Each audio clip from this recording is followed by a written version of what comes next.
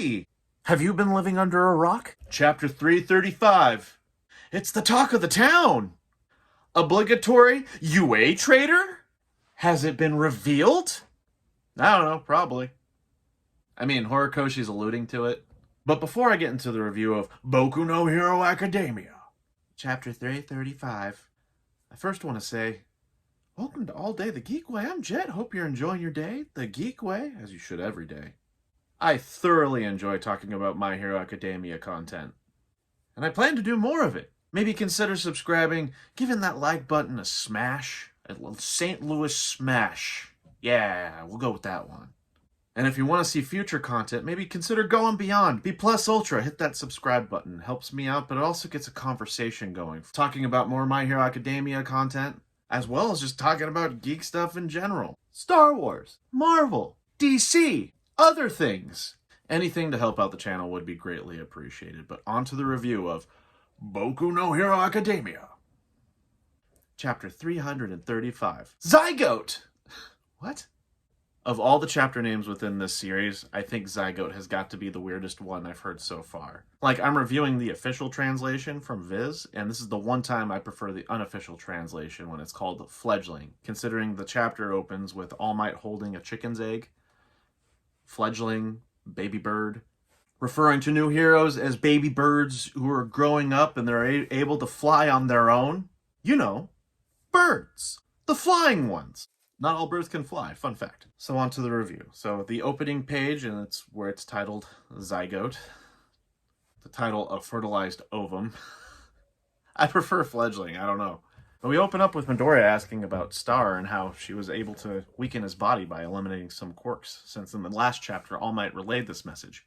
It apparently ate away from Shigaraki on the inside like a poison, as All Might describes it. It says that New Order considerably reduced the amount of quirks in All for One's body, but we don't have a number as to how many. Not that I expect the X-66 jets to actually be able to analyze it on, like, a genetic level. But we learn that the heroes are on the hunt for villains in general. But of all the people who know All for One really well, All Might probably knows him the best and knows that figuring out his next plan is pretty much impossible. And he knows that they're going against Tomura Shigaraki's body as well as the body of the original All for One. You have Dabi, Toga, you have 6 high-end Nomus that are remaining, and as well as the remnants of the Paranormal Liberation Front, along with the escaped villains from Tartarus. Also, fun fact to learn that Dabi's flames are basically the equivalent of Endeavor's, which is pretty impressive. And apparently there's less than half the heroes that remain to face this threat, this ongoing threat, which All Might is forced to ask Class 1A if they can fortify themselves with this extension, to which Bakugo basically yells, "Already way ahead of you!" I love this panel of All Might, his face taken aback, like, But we learn that when All Might was out with Deku, the class had been taking the time to be able to improve their quirks so that way they're formidable out in the battlefield. They've apparently been training with the Wild Wild Pussycats, as Ojiro would put it, as he's putting his clothes on, which is very confusing, but at least Mineta asked this question too. And my boy Tokoyami is just like, hey, if Midoriya's going, we're going too. And Midoriya says, yep, the rest of the class has been willing to help me improve my quirk. And Midoriya's like, yeah, the rest of the class has been willing to help me improve my quirk. To which Bakugo's like, that's not what I said. Did your ears get ripped off when you were out there fighting villains? But we're alluded to an ability called Cluster that Bakugo possesses, and he wants to test it out on One for All.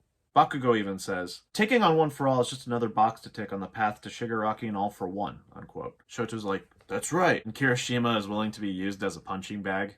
And you have some other fun dialogue with the rest of the students. But then we focus on All Might, and he says, the Zygotes I met that day have long since hatched. I don't know, I still prefer fledglings, but I guess we'll have to go with Zygotes. I don't even care if the term fledgling is cliche. But it also makes a lot of allusions to birds, saying, and now they spread their wings to reassure me. I don't know, but it's called Zygote. Is this really like the pinnacle of my criticism of the chapter? It's really not a big deal. But All Might is officially acknowledging Class 1A as being a mighty force to behold. The next scene we get is Shigaraki on the ground in agony, and he's in agony next to All for One, and All for One will refer to Shigaraki as his other self. I find it very interesting that he's the one trying to relax Shigaraki, essentially, saying all will be well. considering in previous chapters he did acknowledge that quirks were being destroyed, his reflect quirk. But he's the calm one, apparently. Shigaraki's just on the ground saying, like, kill, kill, I hate them. I'm going to kill everyone who can remember the face of All Might. And he will never have peace, apparently. And we learn about what's going on with Shigaraki and All for One, and that their minds are essentially fusing. So anything that Shigaraki's feeling, All for One will also feel. And All for One even says, you know, there's no point in dwelling on a foiled plot. And he asks the rest of the League of Villains to stay there. And Dabi's originally just like, nah, I can't stand to see my dad Endeavor just strolling around in the sun. And All for One is just like, hey, I get it, but we differ as people, even though we have a lot of commonalities. This is where we learn that All for One, over the centuries and decades, has just been making a bunch of plans to get to one focal point, or at least this is how he operates. He says, to be exact, I weave my plots years or even decades prior, so that I may employ a viable route when the time comes. A route that inevitably achieves my ends. So we're getting to learn about the all-for-one mindset within this universe, and it's making him just a tiny bit, it's very subtle, but it's making him a lot more compelling as a villain. Granted, he's clearly not like Sosuke Aizen, who has plans for plans that always work, but he's all for one. He's a formidable threat, especially within this universe. He mentions that his perfected vessel is delayed, and he knows that Izuku is back at UA. Quote, but what I have that you lack, Toya, are friends to spare. And then this is where the internet just exploded. Like, holy crap, hearing about this all the time on the internet. Because the final panel focuses on Higakure, who we don't really get to see throughout the story. Makes sense. Her quirk's invisibility. Who would have thunk it? But yes, we see her gloves and we see a little silhouette of Higakure. And this is where it's very much alluding that it's finally being revealed who the UA traitor is. And this has been a big deal since the USJ, because it was President Mike who brought up the idea of, hey, we have a traitor in our midst.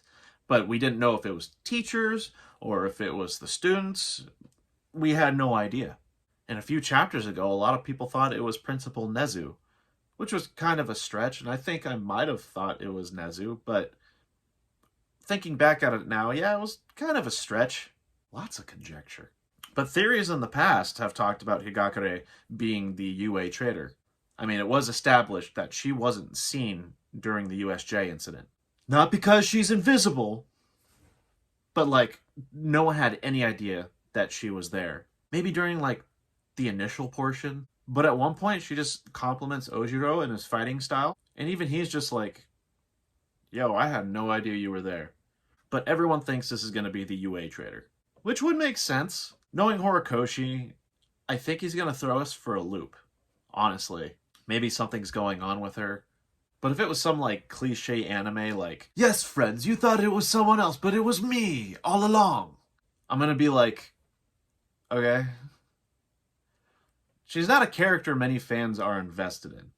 At least not that I know of. And frankly, she doesn't make too many appearances. Overt appearances, I should say. She could technically be in every single panel. Haha, good joke. But she hasn't been a central focus at any points, really.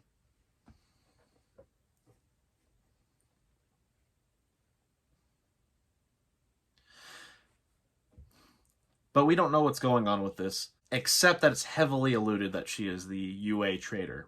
But knowing Horikoshi, he'll try to throw us for a loop. We'll see what happens. But that's going to end chapter 335. Overall, I'd say it was pretty good. I didn't have too many problems with it, other than Zygote. I'm the only person in the world who's going to make this a big deal. But it's a good setup for what's to come. And I'm looking forward to chapter 236.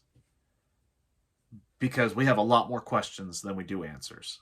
And so I will end the review right here. What did you think of this chapter? Is Higakure the UA traitor? Be kind of weird if she wasn't. But do you think she is, or do you think Horikoshi's going to throw us for a loop? Let me know in the comments below. Consider giving the like button a nice St. Louis smash. Hit it as hard as you can. And if you want to go beyond B+ Ultra, maybe consider hitting that subscribe button. Anything helps, and the one thing I want to do the most is get a conversation going. Let's get some more geek conversations going. In this case, for My Hero Academia. In the meantime, please, continue to enjoy your day. the geek way. As you should every day. Thanks.